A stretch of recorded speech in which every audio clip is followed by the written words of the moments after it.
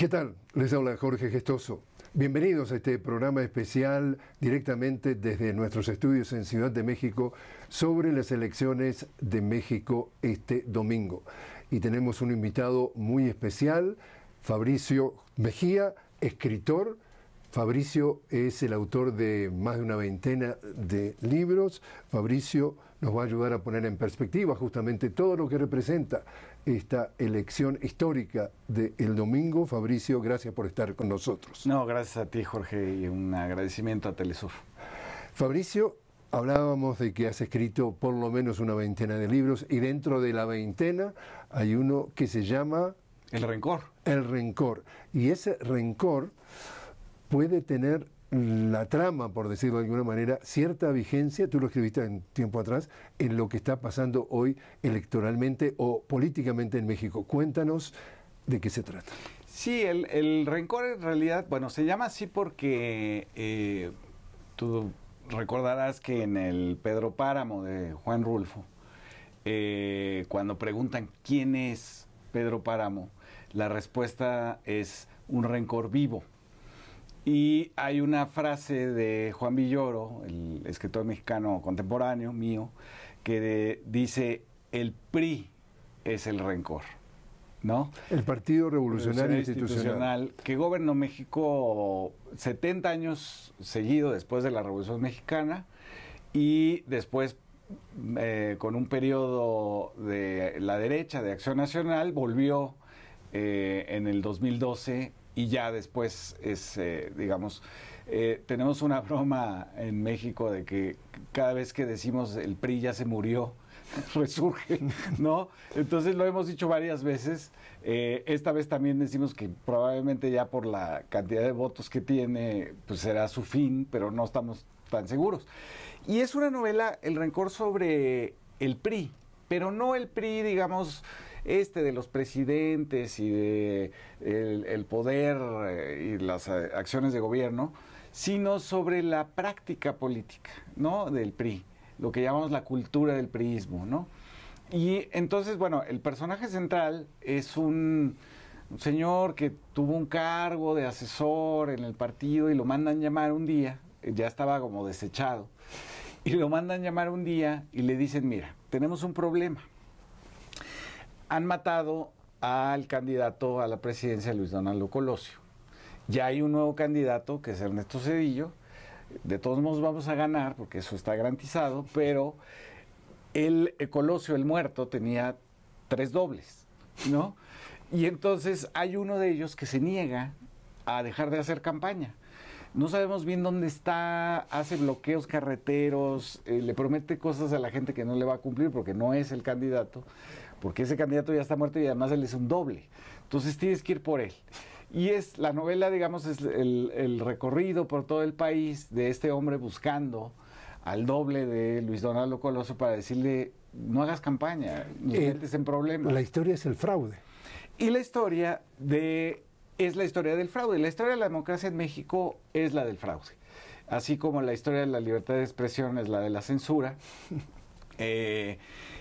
Y entonces, bueno, empieza este hombre contando pues lo que ha pasado en el país desde la primera elección que hubo, digamos, cuando Lázaro Cárdenas tiene que entregarle al poder a Ávila Camacho, el siguiente presidente. Pues hay una elección. Antes de eso, como era un partido que venía de la Revolución Mexicana, en realidad eran acuerdos entre generales y la gente que todavía seguía levantada, se ponían de acuerdo y se ponía un presidente. Ahí hay una elección y es la primera vez que ocurre un fraude, ¿no? Porque hay problemas con el candidato de Lázaro Cárdenas porque la derecha tiene un candidato fascista que sí tiene votos.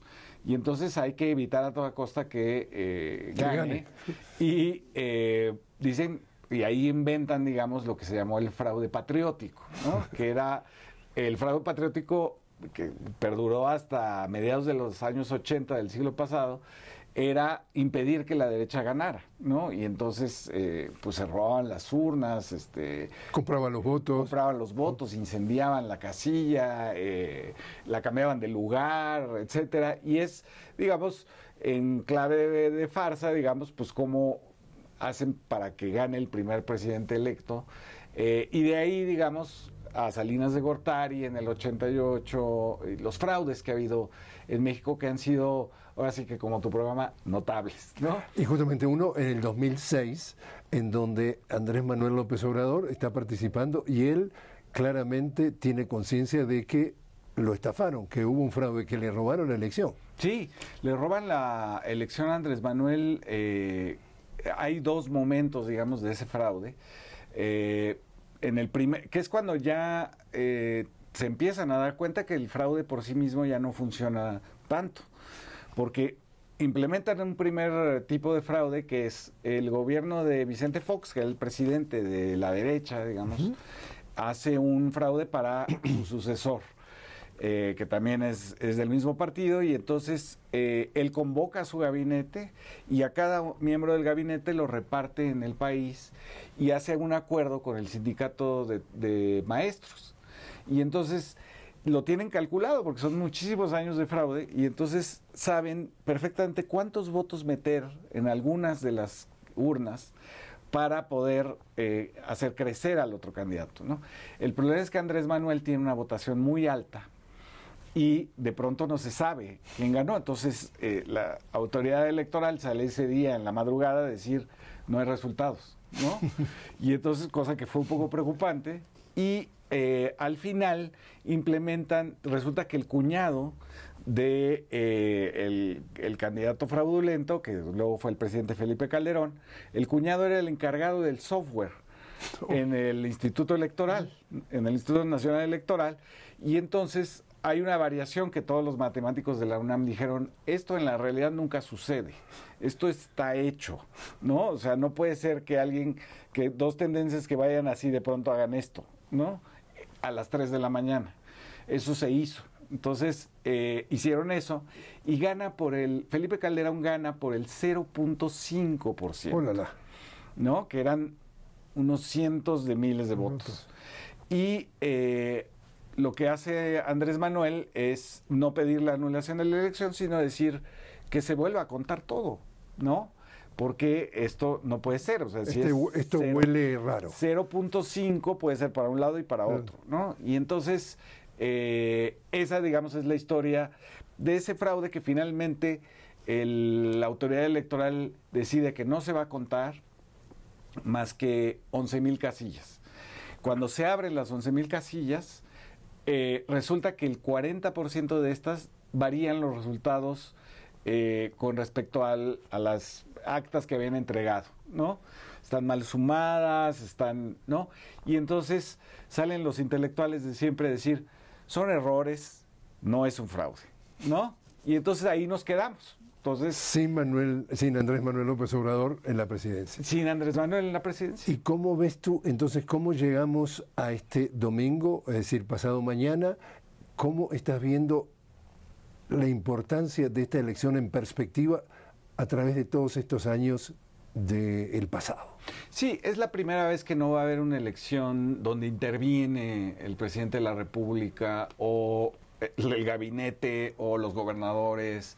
Es una elección que está abierta, digamos, de par en par, dada la aprobación tremenda que tiene López Obrador en México, ¿no? Tiene, según el Pew de Estados Unidos, 8 de cada 10 mexicanos apoyan o aprueban la gestión. Luego de 6 años de gestión. De 6 años de gestión, de 6 años de los medios de comunicación en contra, una parte de la oligarquía en contra, no toda, y roces con España, con Estados Unidos, y en América Latina, pues sí, con Perú, por supuesto, con Milei en la Argentina, con Ecuador, con Lazo. Después de todo eso, Andrés Manuel lo ha librado de una manera bastante sorprendente, incluso para los que vemos la política cotidianamente, porque de pronto hizo jugadas que tenía pensadas muchísimo tiempo antes de que sucedieran. Tiene una aprobación muy grande y es una elección, digamos, abierta, donde no va a haber fraude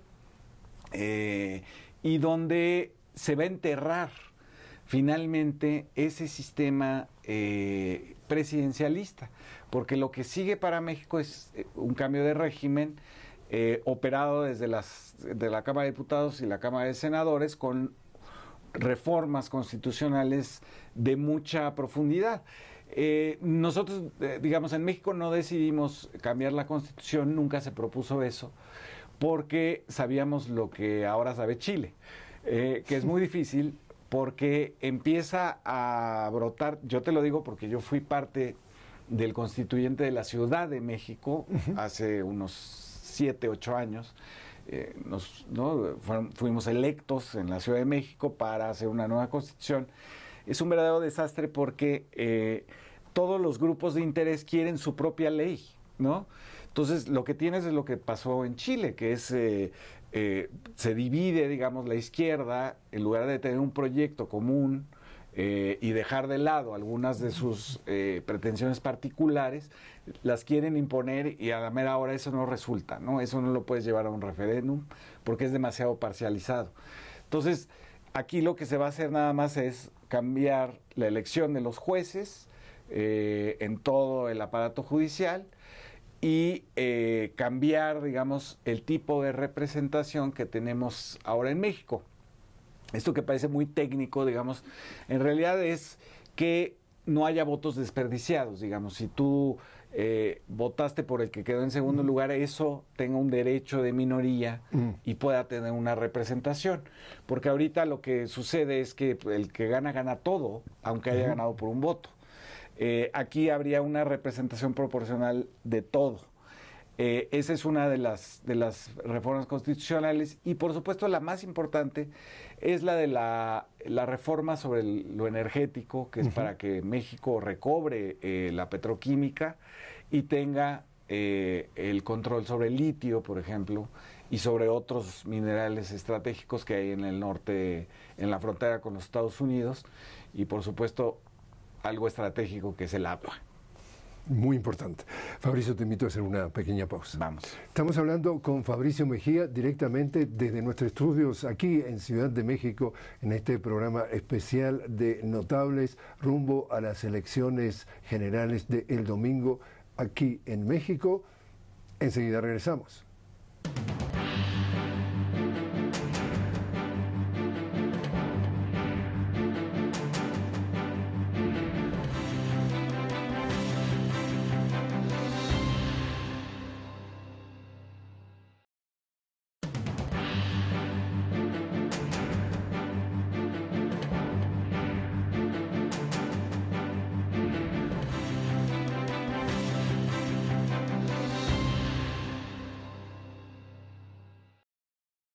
Continuamos hablando con Fabricio Mejía, escritor desde nuestros estudios en Ciudad de México en este programa especial de Notables. Fabricio, escritor y autor de más de una veintena de libros.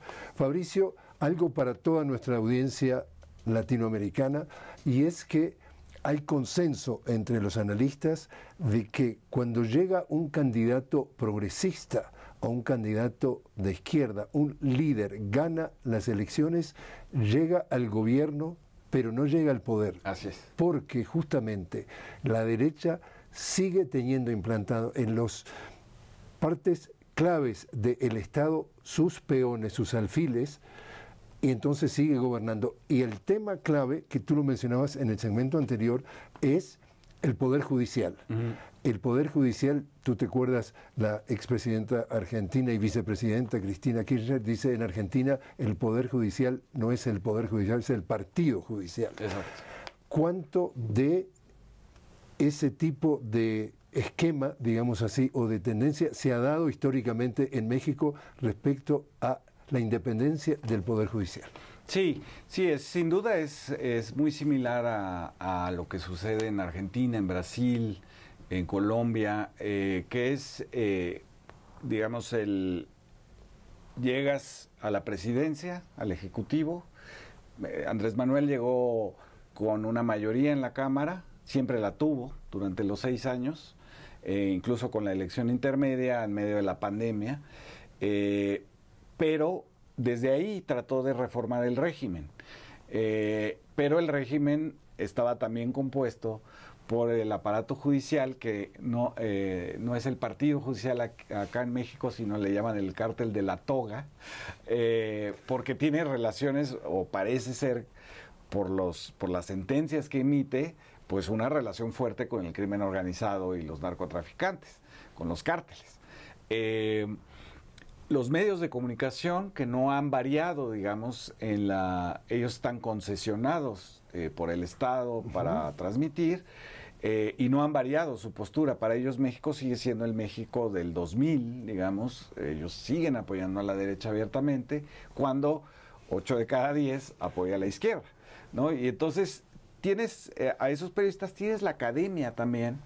Eso es muy importante, porque desde los 40 en México llega Hayek y llega von Mises a dar clases de economía y a implantar, digamos, esta ideología que dicen que es una ciencia, que se llama neoliberalismo, la economía neoliberal, y van haciendo institutos, escuelas dentro de las universidades, centros completos como el Centro de Docencia Económica o el ITAM o la Universidad de Nuevo León.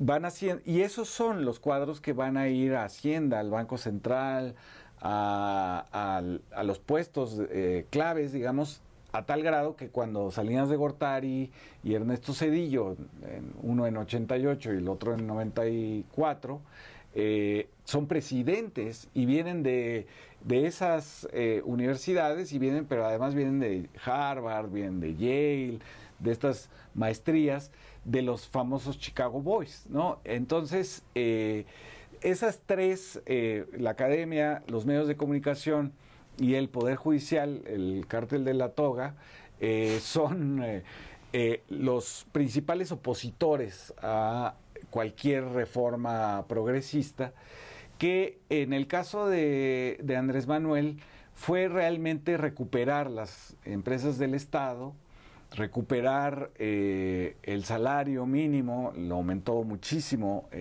después de 36 años, que no solamente no aumentó, sino disminuía, porque en la teoría neoliberal el salario era, decía, nuestra ventaja competitiva.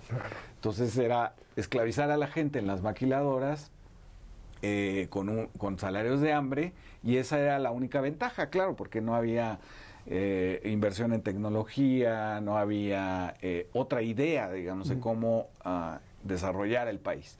Y entonces lo que ha hecho Andrés Manuel es contener eso, y por otro lado hacer programas de infraestructura que den empleo, ¿no? Y entonces el Tren Maya, la refinería de Dos Bocas, todo el proyecto Sonora de las celdas solares, y muchos de los programas de riego y que tienen que ver con presas, con el agua en el Pacífico, son para dar empleo. Y entonces, bueno, pues tienes un país que ha crecido después de la pandemia como casi ningún otro país en el mundo, que ha fortalecido su moneda frente al dólar, y eso, digamos, no lo pueden criticar este grupo de la derecha, y entonces inventan un país distinto, una como especie de burbuja donde todo está mal, hay mucha violencia, dice la Iglesia Católica, no ha aumentado el empleo formal.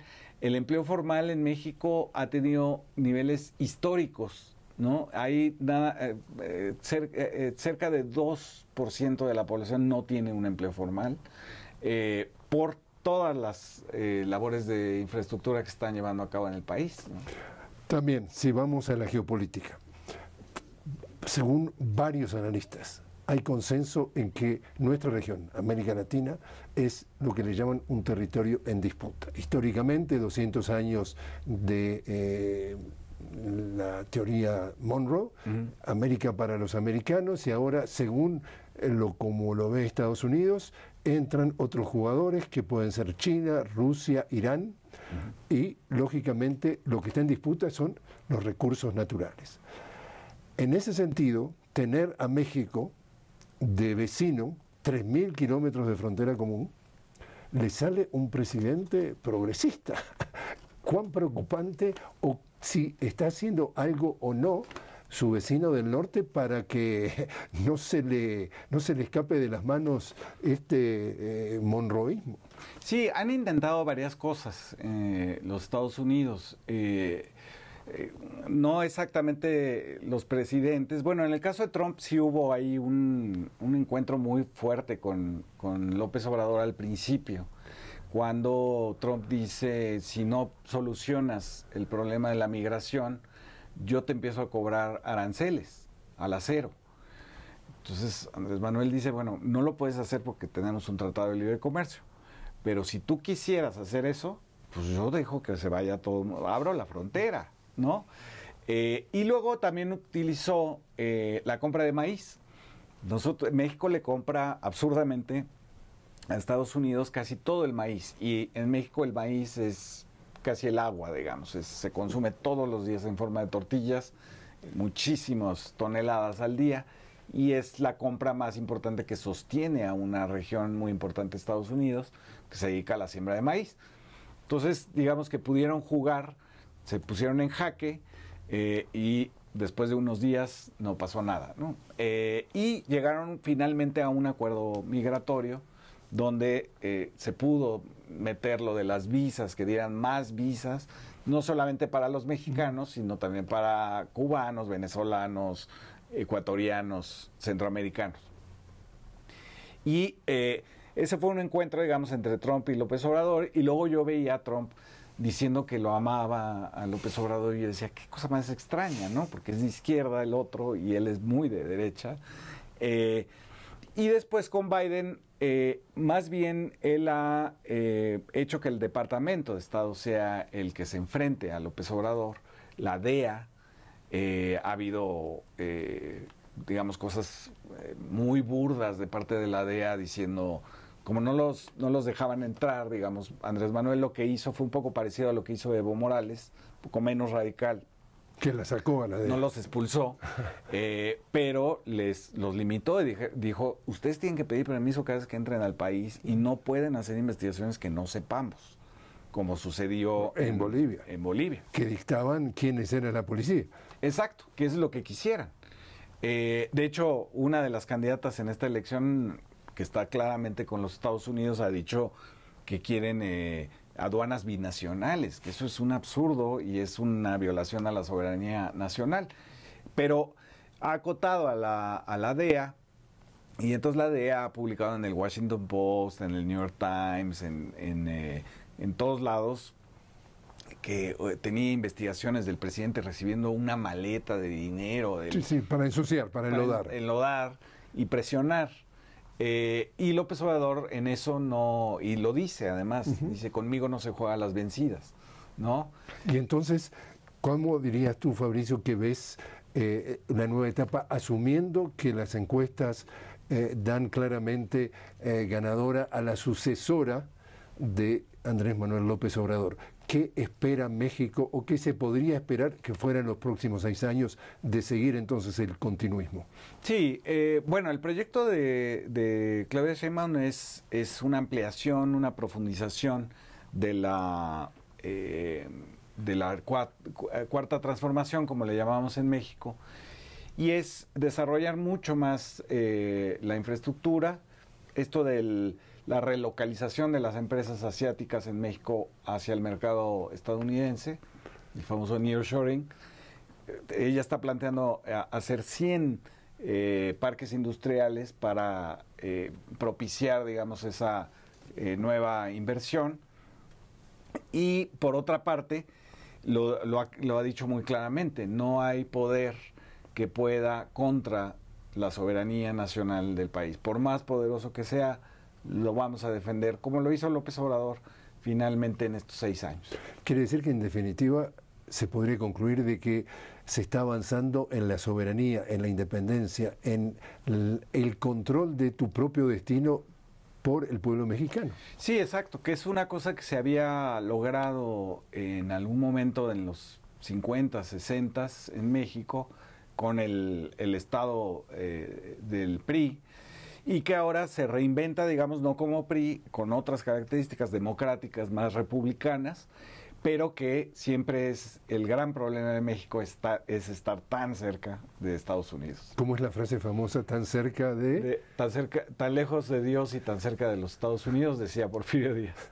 Fabricio Mejía, muchísimas gracias por estar con nosotros. Muchas gracias, Jorge.